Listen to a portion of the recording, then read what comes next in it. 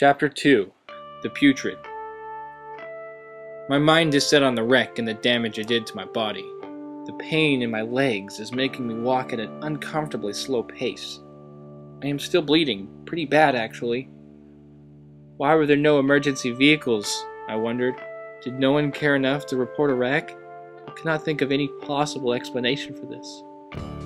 I had been unconscious for at least 30 minutes. I look towards the sun, which has fully risen beyond the horizon.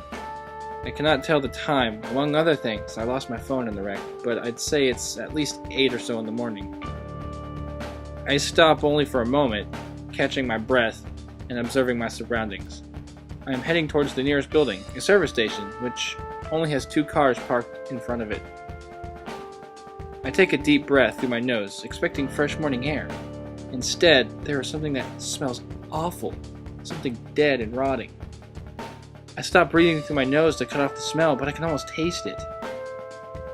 I am unable to resolve the problem until I take shallow breaths, which sort of works. I head on. Finally, I reach the gas station. I take a few steps forward, approaching the door. I clear my throat as I approach. I stop a few feet before the door to look at my reflection in the dark glass. The first thing I see is a gash on my chest. It shows through my shirt. Blood flows slowly from it. Strangely, it doesn't hurt, and this makes me worry. I hold my hand out to stop the bleeding, feeling the warm blood stain my palm. This is making me nauseated again, but I need to stop the blood. I look at the rest of myself. Besides the various nicks and blood marks on my clothing and skin, there are already deep red and blue bruises clotting up my bare arms and face. My neck is flushed and is covered with red, shallow cuts. I take another step forward and watch my reflection slide away. My horrid image is gone now and I am peering into the gas station. The smell of death is emanating from this place. The strength of the stench almost makes me gag and vomit again. My throat is burning, so I cough into my shoulder. A small amount of blood carried out staining my shirt in one of the few places where my shirt isn't soaked by blood, sweat, or already just torn off. My face is red, not from sickness or heat, but rather embarrassment. I quickly look up to see if anyone notices me. I don't see anyone. The place looks dead. Where is everybody? My mind screams.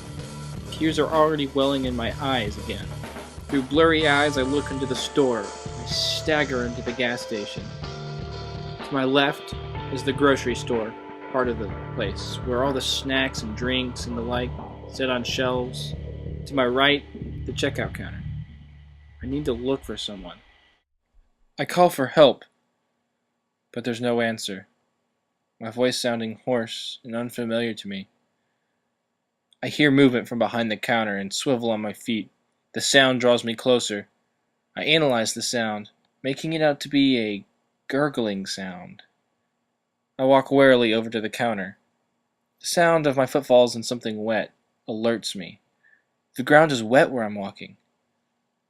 I look to my feet and jump when I see that what I'm standing in looks all too much like blood. Except, unlike blood, it's almost black and a little too thick. I see a trail of it circling from behind the checkout counter to the back of the store.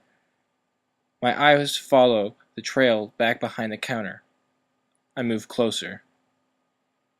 I peer over the counter, and there is a person lying on the ground. I jump back, startled by what I see. The man must work here because he's wearing an apron from the gas station, and he has a name tag on that says Devon in white letters. I scan the rest of his body, his dark brown hair, his broken nose, which is oozing with that black stuff. The man has this blood-like stuff all over his left arm and all over his face. There's a trail of it leaking from the corners of his mouth and onto the ground below him. I circle quickly around the counter and kneel by him. His chest isn't moving, so I at first think he's dead, but then I look into his eyes, and they're moving around. They aren't focusing on anything, but instead they're darting around wildly. Then slowly his eyes find me and widen.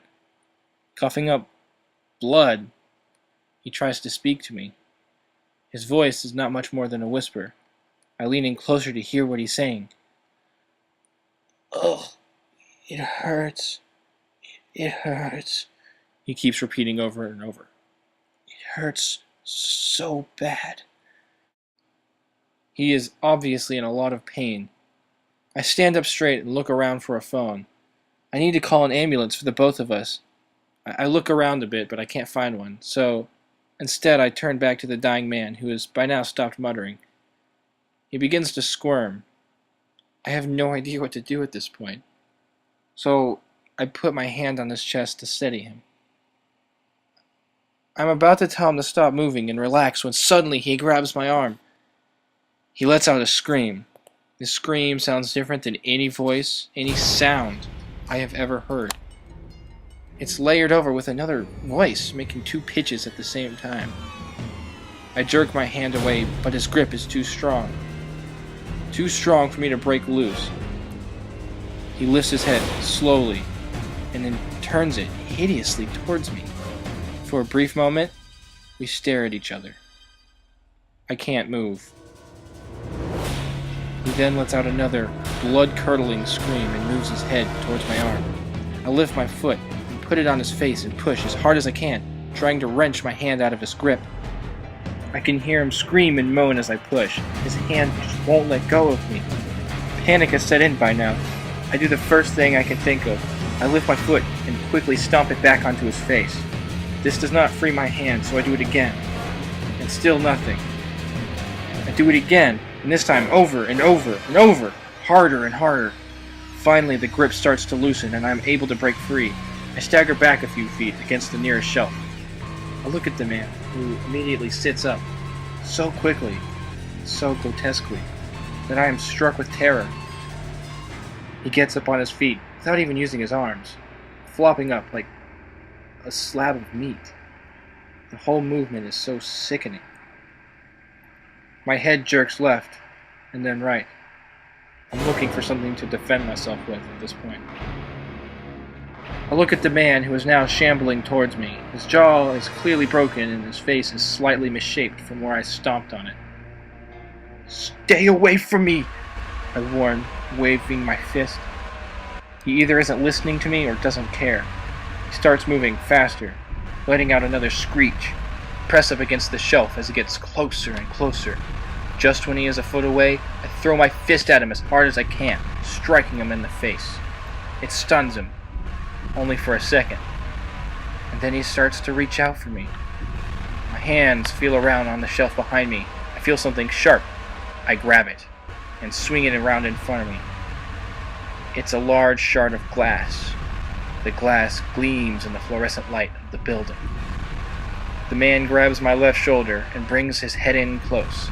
That's when I thrust the glass into his face, hitting him in the middle of the forehead. It penetrates with disturbing ease, going through his head about half its length. He stops. His head slides off my shoulder. He is dead. We stand here in this position for about a minute. It is only now that I notice a chunk of his left arm is missing.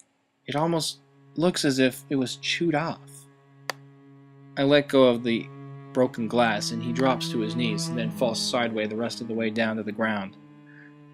I lean against the shelves and slide down into a sitting position and put my cut hands over my face. What's going on? I sit there for a long time collecting my thoughts, trying to think of what to do next and trying not to lose my sanity.